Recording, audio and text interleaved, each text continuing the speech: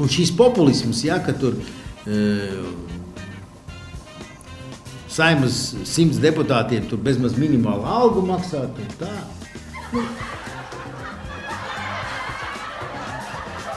tas ne pie kāda nenovedīs. Pēc tam tie paši cilvēki, kas ar to sūkstās, ka lūk, kāds mums parlaments, viņš tāds un šitāds, un ko jūs gribat?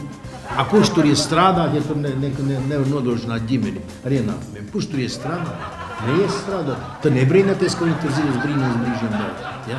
Visādi plenderi tiek ievēlēti, kas vispār sev maizi tur nevar nopelnīt. Kā tāds kaimiņš vai kā viņi tur sauc. Ja? Viņam tā ir milza alga. Ko viņš kā aktieris? Ko viņš tur nopelnīt? 500 eiro, minimāla alga. Tagad viņš saņem to piemaksu. Viņš kā par 100 000 nopelnīt. Kings.